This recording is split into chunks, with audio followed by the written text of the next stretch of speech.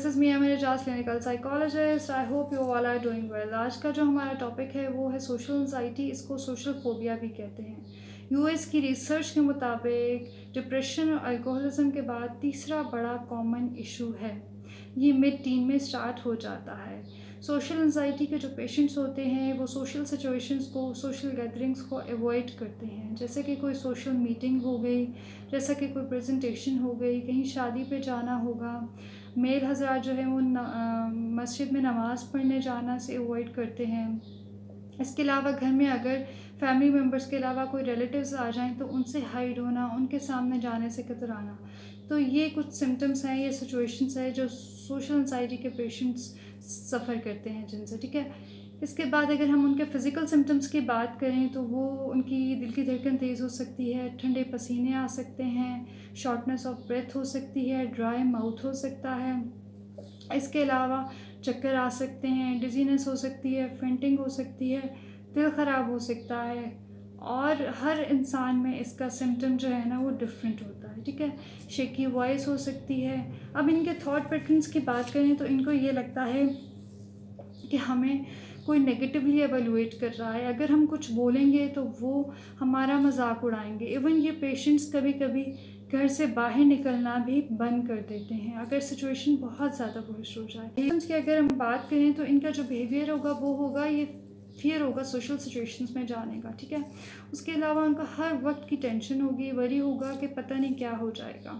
दूसरी बात ये समझें कि लोग इनके नेगेटिवली एवेलुएट कर रहे हैं, और जब उनके ये फिज़िकल सिम्टम्स होंगे कि पसीने आना या मुंह सुर्ख हो जाना या फेंट हो जाना, तो इनके सिम्टम्स इसलिए ज़्यादा इंक्रीज़ हो जाते हैं क्योंकि वो समझते हैं कि लोग उनको देख के उनका मजाक उड़ा रहे हैं।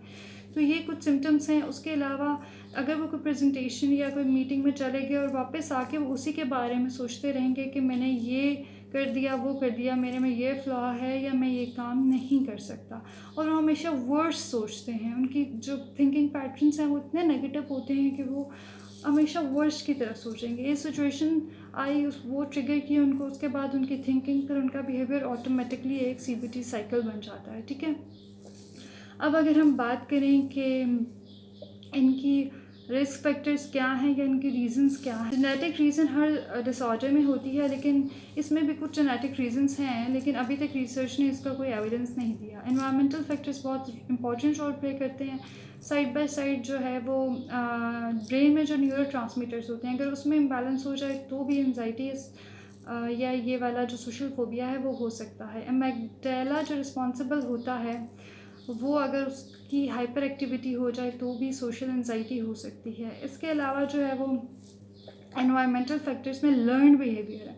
जैसा कि किसी सोशल सिचुएशन में आपने कोई प्रेजेंटेशन दी है और किसी ने आपको नेगेटिवली एवेलुएट किया या क्वेश्चन का आंसर आपको नहीं आता, ठीक है, आपने वहाँ से एक चीज़ ले ली और वो फियर डेवलप कर लिया हर सोशल सिचुएशन। किसी के पेरेंट्स बहुत ज़्यादा ओवर प्रोटेक्टिव हैं बचपन में, तो भी बच्चों को ये आगे जाके सोशल एंजाइटी या सोशल फोबिया हो सकता है। बच्चों में अगर सोशल फोबिया के अलामात देखें तो बच्चे जो है वो पेरेंट्स के साथ हर वक्त रहते हैं, क्लिंगी होते हैं, उनका बिहेवियर बहुत ऑड होता है, मूड स्विंग्स होते हैं, रोना शुरू कर देंगे अगर कोई ऐसा बंदा देखेंगे। इवन अगर कोई रिलेटिव घर में आ जाए जो कि नॉन नहीं है या वन नॉन भी है तो उनसे भी हाइड होने की कोशिश करते हैं। तो ये कुछ फैक्टर्स हैं। इसके अलावा इसकी कॉन्सिक्वेंसेस क्या है कि बंदे की जो सेल्फ इस्टीम है वो लो हो जाती है, कॉन्फिडेंस लो हो जाता है, वो हाइपर सेंसिटिव हो जाते हैं क्रिटिसिज्म को लेके। इसके अलावा ये ड्रग अब्यूज़ की तरफ जा सकते हैं। सवेयर केसेस में सुसाइड के भी कुछ केसेस देखे गए हैं हिस्ट्री में।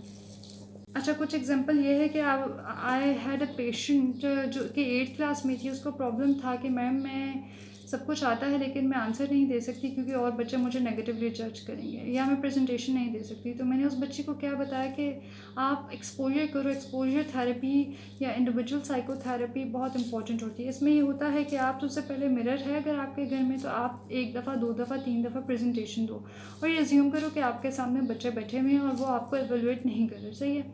दूसरी बात आपने बेटा ये करनी है कि अपने सिबलिंग्स के सामने प्रेजेंटेशन दो, फिर अपने फ्रेंड्स के सामने, क्लोज फ्रेंड्स के सामने प्रेजेंटेशन दो। तो आहिस्ता आहिस्ता आप बेबी स्टेप्स लेते हो। बेबी स्टेप्स लेके फिर आप उस सिचुएशन में जाते हो जहाँ से आपको वाकई सोशल एंजाइटी है या सोशल फोबिया है।